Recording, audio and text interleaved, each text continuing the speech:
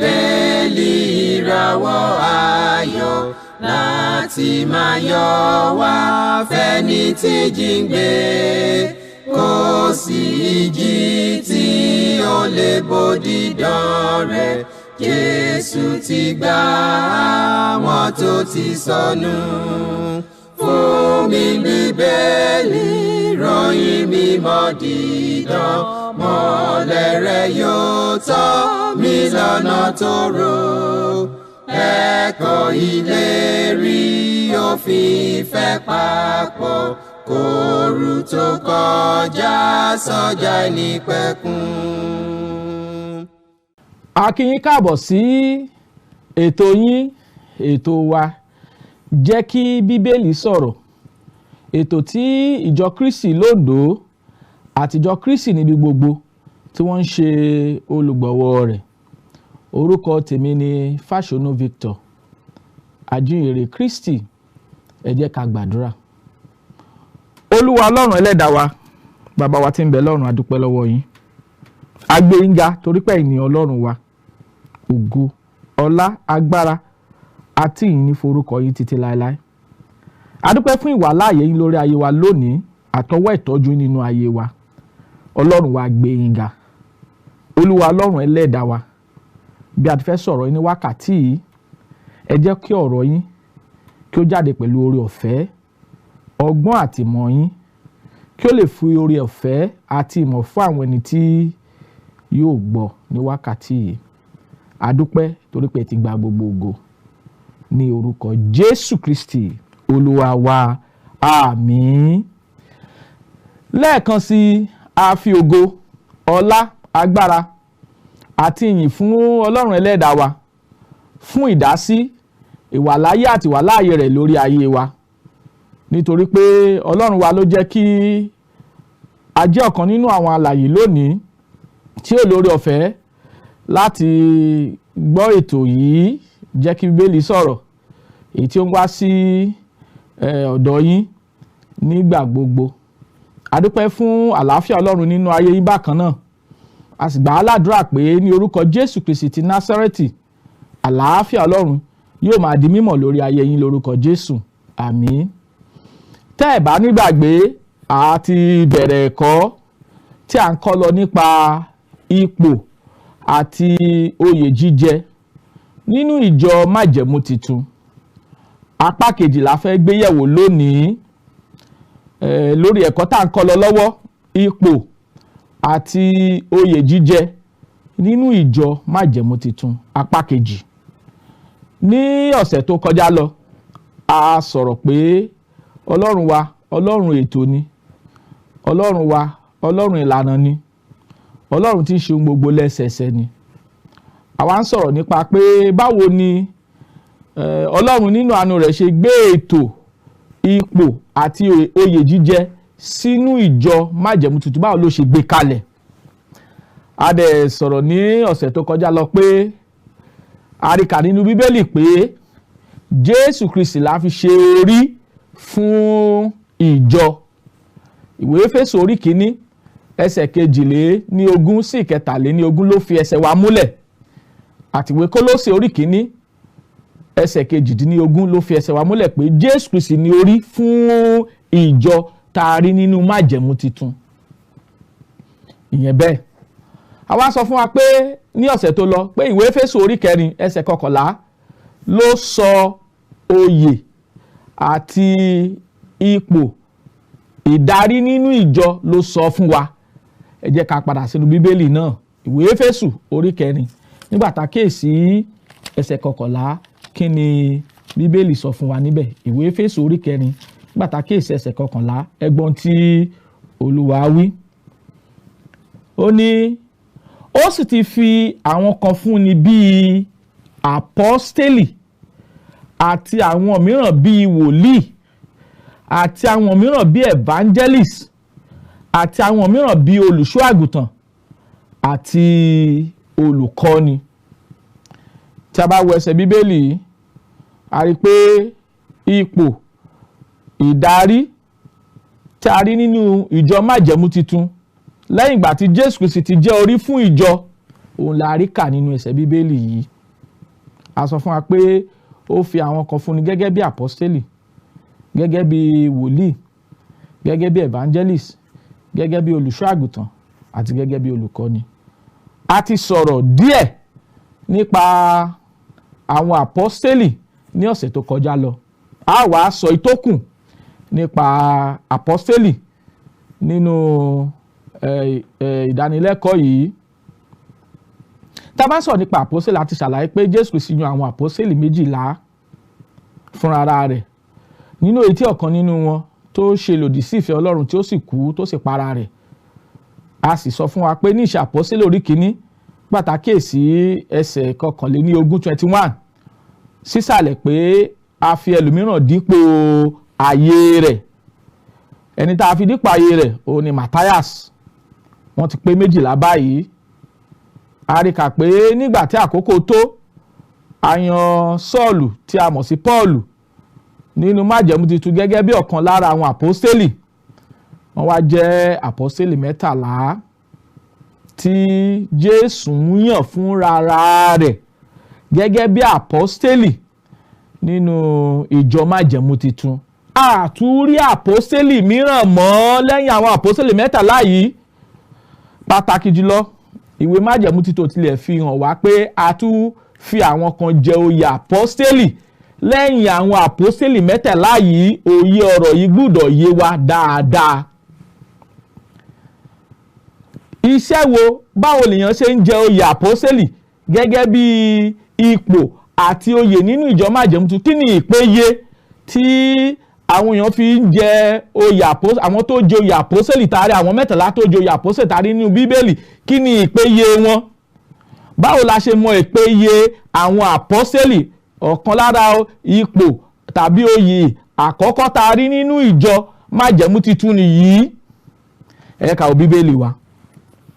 Nígbà tá kíyèsí iṣẹ́ àpọ́stélì orí kìíní, nígbà tá wo ẹsẹ̀ 21, nígbà tí wọ́n fẹ́ yan ọ̀kan lára àwọn àpọ́stélì kan láàrin àwọn ọmọ ẹ̀yìn, nígbà tí àpọ́stélì Judas Iscariot nígbà tó ti pokùnso, báwo, kí ni ìpéye tí wọ́n gbé kalẹ̀?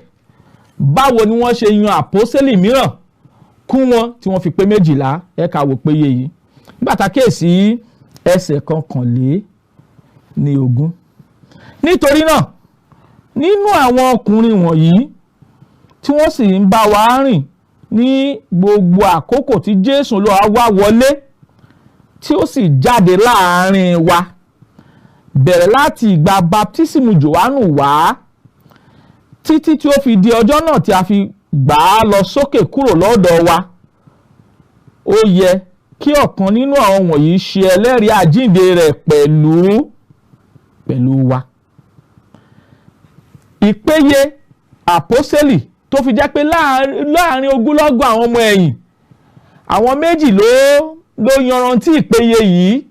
Gẹ́gẹ́ bí tá bá ka iṣẹ́ àpọ́stélì orí ìkíní, nígbà tá kíyèsí ẹsẹ̀ 21 21 títí dé ẹsẹ̀ 22 22. A rí pé láàrin ogúnlọ́gọ̀ àwọn ọmọ ẹ̀yìn, àwọn 2 ló ní ìpéye yìí.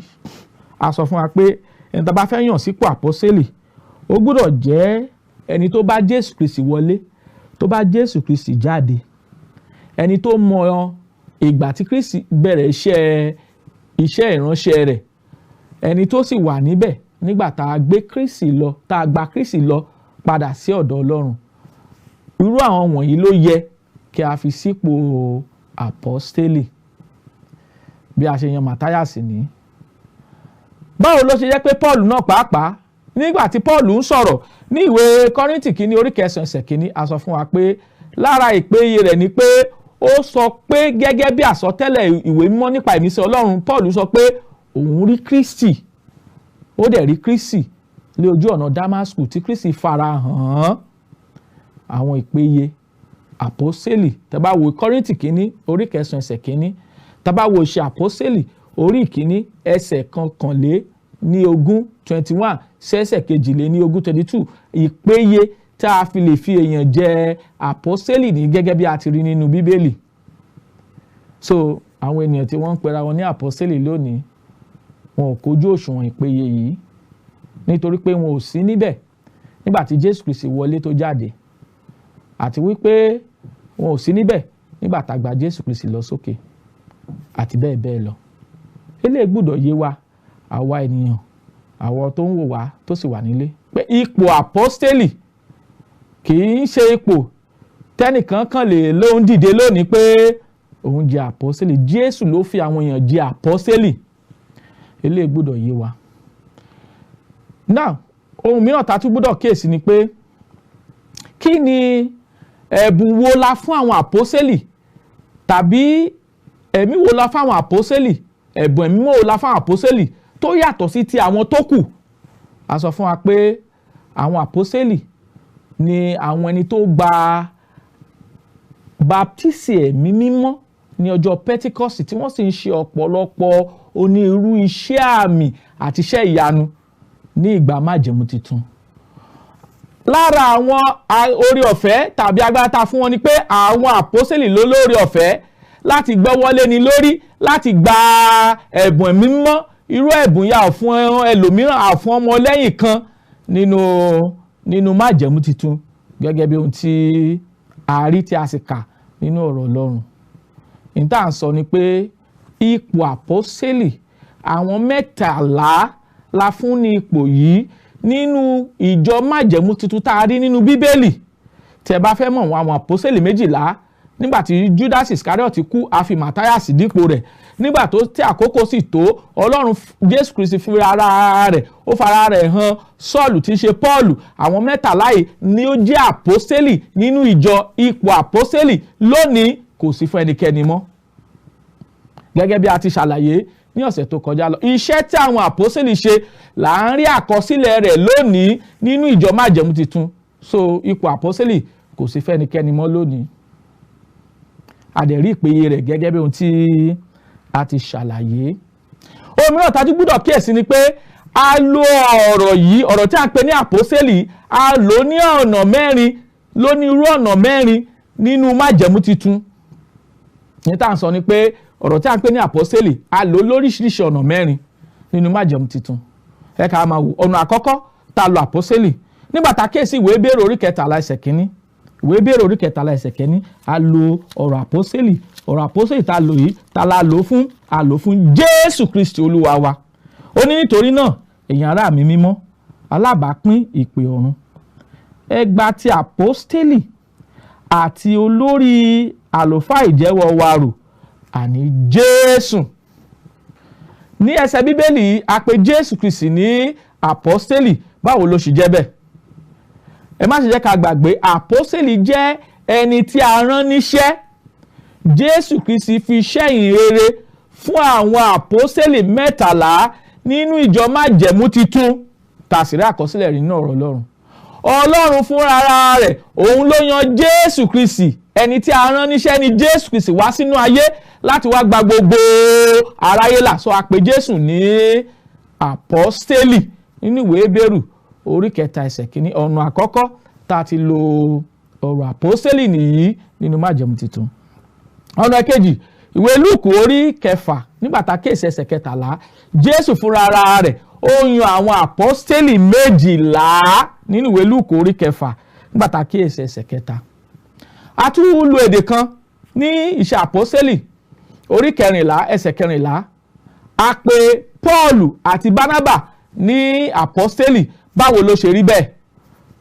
Èdè tàbí ọ̀nà kẹta tá fi lo ọ̀rọ̀ àpọ́stélì òun là ń gbé àlàyé kalẹ̀ yìí.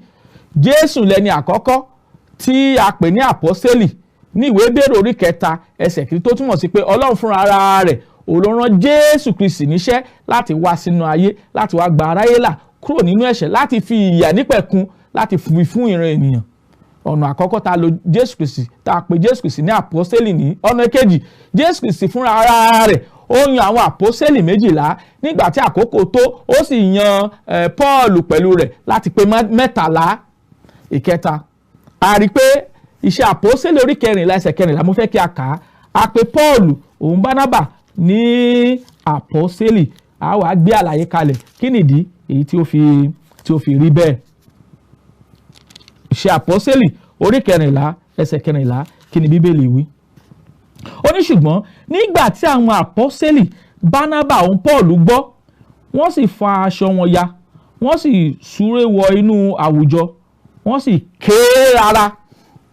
Níbí ìyá pé Pọ́ọ̀lù àti Bánábà ní àpọ́sítélì. Báwo ló ṣe rí bẹ́ẹ̀? Ìdí tó fi rí bẹ́ẹ̀ ni pé ẹ má ṣe jẹ́ ká gbàgbé ìtumọ̀ ọ̀rọ̀ tí a ń pè ní àpọ́sítélì. Ó ní ẹni tí a rán níṣẹ́. Ẹni tí a rán níṣẹ́ ó là ń pè ní àpọ́sítélì. Tẹ́ ẹ̀ bá nígbàgbé iṣẹ́ àpọ́sítélì orí 13, a sọ níbẹ̀ nípa ìmísí Ọlọ́run.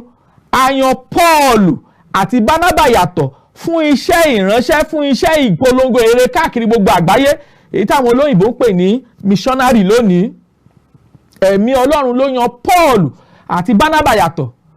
Àwọn tí ẹ̀mí Ọlọ́run nípa ìjọ rán níṣẹ́ nìyí. Èdè mìíràn tá a lò fún ọ̀nà mìíràn tá a fi pè àpọ́sítélì nìyí. Iṣẹ́ àpọ́sítélì orí 14 ẹsẹ̀ 14 a pè Pọ́ọ̀lù àti Bánábà a pè wọ́n ní àpọ́sítélì. Ìjọ ló rán wọn níṣẹ́ láti lọ wàásù ìrere Kristi káàkiri gbogbo àgbáyé. Àpọ́sítélì kẹrin tá a rí nínú Bíbélì, ìlànà tá a fi lò wọ́n ò ní èké àpọ́sítélì. Pàtàkì sí Kọ́ríńtì kejì orí 11 nígbà tá a wo ẹsẹ̀ 13. A sọ fún wa nínú ọ̀rọ̀ Ọlọ́run pé ọ̀pọ̀lọpọ̀ èké àpọ́sítélì ni yóò dìde tí wọ́n ó paradà, wọ́n ó sọra wọn. Sátánì ó ti gbé ọ̀pọ̀lọpọ̀ àwọn ènìyàn, àwọn ẹ̀mí wọ̀, ó sì fẹ́ paradà sí áńgẹ́lì mọ́lẹ̀. Nínú wọn náà ni a rí àwọn èké àpọ́sítélì. Sọ ọ̀pọ̀lọpọ̀ èké àpọ́sítélì òun ni a rí ní ìgbà Bíbélì. Èké àpọ́sítélì wọ́n sì pọ̀ lónìí. Ọ̀nà mẹ́rin tá ti lo ọ̀rọ̀ àpọ́sítélì, àwọn olóyìnbá ní 4 senses tá fi lo ọ̀rọ̀ àpọ́sítélì nínú májẹ̀mú titun ni. Àkọ́kọ́, a pè Jésù Kristi ní àpọ́sítélì Ọlọ́run. Èkejì, Jésù Kristi yan àwọn àpọ́sítélì 12. Ìkẹta, a rí pé ìjọ ó rán Pọ́ọ̀lù òun Sílà jáde, a pè wọ́n ní àpọ́sítélì ní Iṣẹ́ àpọ́sítélì orí 14 ẹsẹ̀ 14. Ìkẹrin, a rí àwọn èké àpọ́sítélì. Ilé gbọ́dọ̀ yẹ àwọn tí Jésù yàn gẹ́gẹ́ bí àpọ́sítélì tí wọ́n ń pera wọn ní àpọ́sítélì, a pè wọ́n ní èké àpọ́sítélì. Ní Kọ́ríńtì kejì orí 11 gbàtà kíyèsí ẹsẹ̀ 3. So a ti wo ipò àkọ́kọ́ nínú ìjọ májẹ̀mú titun tí ń ṣe àpọ́sítélì. A dẹ̀ sọ fún wa pé àwọn àpọ́sítélì 13 ni Jésù fúnra rẹ̀ yàn gẹ́gẹ́ bí àpọ́sítélì nínú ìjọ. Ipò yìí a ò yan ẹnikẹ́ni yàtọ̀ sáwọn 13 yìí sí ipò yìí nínú ìsìn májẹ̀mú titun tá a rí. So bí ẹnikẹ́ni bá ń pera rẹ̀ ní àpọ́sítélì lónìí, ó ti rí kọjá ohun tí Bíbélì gbé kalẹ̀. Eléyìí gbọ́dọ̀ yé wa àwa tá à ń wò wá nílé. So ẹ ká padà sí ìwé Éfésù orí 4 yẹn ká tún wo ipò mìíràn tí a dárúkọ nínú májẹ̀mú titun. Ó ní ó sì ti fi àwọn kan fúnni bí àpọ́sítélì. A ti ṣàlàyé ipò àpọ́sítélì, a ti ṣàlàyé ìpèyè àpọ́sítélì, a ti ṣàlàyé àwọn tí Jésù sì yàn sí ipò yìí. A sì sọ pé ní gbogbo ìgbà Bíbélì àwọn wọ̀nyí náà la yàn sípò. Nígbà tí a bẹ́ Jákọ́bù lórí gan ní Iṣẹ́ àpọ́sítélì orí 12, a yan ẹnikẹ́ni dípò rẹ̀. Ó túmọ̀ sí pé ipò yìí ó jẹ́ ipò tá ti yàn àwọn kan síbẹ̀ pẹ̀lú agbára àtòrè ọ̀fẹ́ Ọlọ́run. Eléyìí gbọ́dọ̀ yé wa dáadáa. Àti àwọn mìíràn bíi wòlíì. Ẹ̀ka wo ìkejì, àwọn olóyìnbá ní prophets. Wòlíì la fẹ́ sọ nípa ẹ̀ nínú ìjọ májẹ̀mú titun. Ní ìgbà tá a yan àwọn àpọ́sítélì gẹ́gẹ́ bí àpọ́sítélì tán, ipò tó tún tẹ̀lé ó ní ipò wòlíì tàbí iṣẹ́ àwọn wòlíì nínú ìjọ májẹ̀mú titun. Àwọn wo là ń pè ní àwọn wòlíì? A rí pé ẹsẹ̀ Bíbélì bí 3 ló ṣàlàyé fún wa ipò àwọn èèyàn tí ó lo ipò yìí nínú ìjọ májẹ̀mú titun. Tá bá wo Iṣẹ́ àpọ́sítélì orí 13 ẹsẹ̀ 1, mo fẹ́ ka kíyèsí. Iṣẹ́ àpọ́sítélì orí 13 ẹsẹ̀ 1. Iṣẹ́ àpọ́sítélì orí 13 gbàtà kíyèsí ẹsẹ̀ 1 rẹ̀ ká wo ohun tí Bíbélì kọ wa. Ẹgbọ́n tó Olúwa wí o. Ó ní àwọn wòlíì àti àwọn olùkọ́ni sì ń bẹ nínú ìjọ tí ó wà ní Áńtíókù. Bánábà àti Síméónì tí à ń pè ní Níjérì àti Lúùkù àti Kírénì àti Méníánì tí ó tó pọ̀ tí a tọ́ pọ̀ pẹ̀lú Áródù Tẹ́trákì àti Sọ́ọ̀lù. Ìyẹn túmọ̀ sí pé nínú ìjọ májẹ̀mú titun ipò àwọn wòlíì wà, a sì dárúkọ wọn níyì. Ìta sọ ni pé lẹ́yìn ipò àpọ́stélì a rí ipò wòlíì nínú májẹ̀mú titun. A tún rí pé iṣẹ́ àpọ́stélì orí 15 nígbà tá kíyèsí ẹsẹ̀ 28 1532 ó tún dárúkọ àwọn kan gẹ́gẹ́ bí wòlíì nínú ìjọ. Mo fẹ́ ká kíyèsí ẹsẹ̀ bíbélì náà, iṣẹ́ àpọ́stélì orí 15 nígbà tá kíyèsí ẹsẹ̀ orí 15 nígbà tá kíyèsí ẹsẹ̀ kejìléní ọgbọ̀n 32 kí ni Olúwa wí? Ó ní nígbà tí wọ́n sì kà á wọ́n sì yọ̀ nínú ìtùnú náà bí Júdà òun Sílà tìkálára wọn ti jẹ́ wòlíì pẹ̀lú. Wọ́n sì fi ọ̀rọ̀ púpọ̀ gba àwọn arákùnrin níyànjú, wọ́n sì mú wọn ní ọkàn le. Ṣàtúntì rí àwọn mìíràn tí a ń pè ní wòlíì nínú ìjọ májẹ̀mú titun. A tún rí ẹlòmíràn gan pàápàá tí a pè ní Ágábù, wòlíì ni nínú ìjọ májẹ̀mú titun. Ipò yìí ó jẹ́ ipò tí Ọlọ́run fi fún ìjọ májẹ̀mú titun nígbà tó bẹ̀rẹ̀ pẹ̀pẹ̀. Àwọn ọkùnrin àtàwọn obìnrin ni wọ́n ní àwọn ẹ̀mí yìí, ẹ̀mí wòlíì ni wọ́n ní wọn ní ìjọ májẹ̀mú titun ní ìgbà tí ìjọ bẹ̀rẹ̀. A rí pé wọ́n sì ń lo àwọn ẹ̀bùn yìí fún Ọlọ́run. A rí ti Ágábù, ó ní wòlíì tó sọ fún Paul pé ẹni tí òun mú aṣọ ọ̀gbá ẹ̀dání tó mú àmùrè ẹ̀dání pé kó má lọ sí Jerúsálẹ́mù. Sílà a pè ní wòlíì, Júdà a pè ní wòlíì, àtàwọn wòlíì mìíràn nínú ìjọ májẹ̀mú. Ipò ni ipò àwọn wòlíì nínú ìjọ májẹ̀mú titun èyí tí a rí. Ṣùgbọ́n lónìí gbogbo iṣẹ́ tí àwọn wòlíì ti ṣe òun la rí àkọsílẹ̀ rẹ̀ nínú ìjọ májẹ̀mú titun. Ipò yìí kò sí fún ẹnikẹ́ni mọ́ nínú ìjọ májẹ̀mú titun. A ò ní ipò yìí mọ́ nítorí pé gbogbo tọ́lọ́run fẹ́ ká mọ̀ nípa ìmọ̀, òye, ìwà bí Ọlọ́run a ti fi fún àwọn àpọ́sítélì àtàwọn wòlíì rẹ̀ nínú ìjọ májẹ̀mú titun. Àwọn wòlíì rẹ̀ sì ti kọ àkọsílẹ̀ fún wa lónìí. Mo fẹ́ ká kíyèsí Pétérù kejì orí 1 ẹsẹ̀ 3 kí l'Olúwa sọ. Pétérù kejì orí 1 ẹsẹ̀ 3 kí l'Olúwa sọ. Pétérù kejì orí 1 ẹsẹ̀ 3 ẹgbọ́n tó Olúwa wí. Ó ní bí agbára rẹ̀ bí Ọlọ́run ti fún wa ní ohun gbogbo tí ń ṣe ti ìyè àti ìwà bí Ọlọ́run nípa ìmọ̀ ẹni tí ó pè wá nípa ògo àti ọlá ńlá rẹ̀. Gbogbo ohun tí Ọlọ́run fẹ́ kí ìjọ ó mọ̀ nípa ìgbàlà Ọlọ́run, nípa iṣẹ́ ìsìn Ọlọ́run, nípa ẹ̀kọ́ ọ̀rọ̀ Ọlọ́run, nípa ohun gbogbo tó ní nǹkan ṣe pẹ̀lú ìmúdúró àti ìmúdàgbà Kristi àti ìmúdàgbà ìjọ nínú Kristi àti fi fún àwọn àpọ́sítélì àti àwọn wòlíì lọ́wọ́. Gbogbo tọ́lọ́run fẹ́ ká mọ̀ pátá òun láti fi fún àwọn àpọ́sítélì àtàwọn wòlíì ìjọ májẹ̀mú titun. Wọ́n sì ti kọ àkọsílẹ̀ ohun gbogbo fún wa lónìí.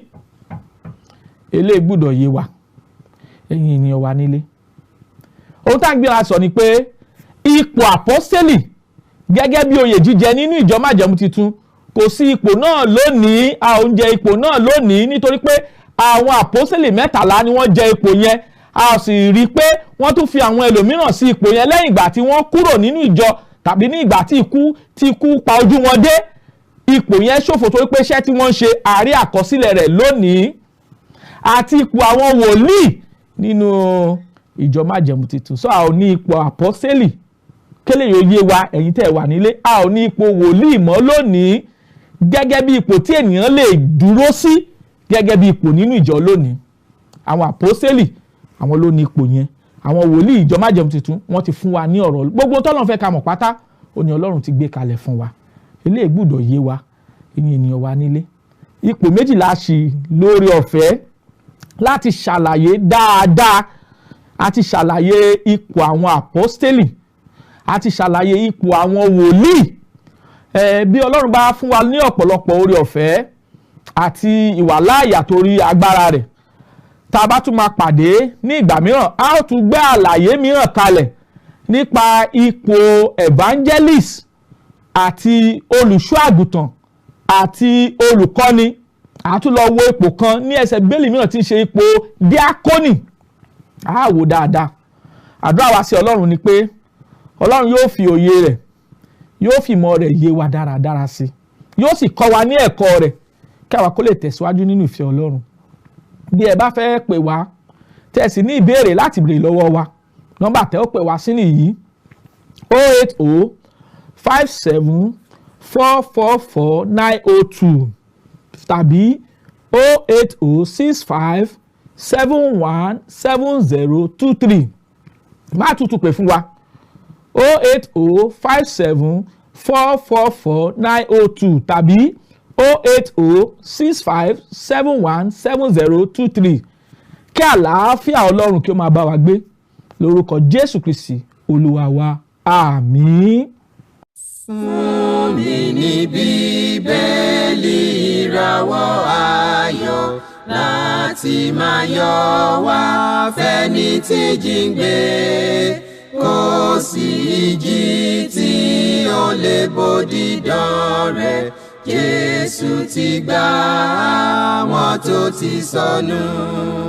Fún mi Bíbélì ìròyìn mímọ́ dídán, mọ́lẹ̀ rẹ̀ yóò tọ́ mi lọ́nà tòrò.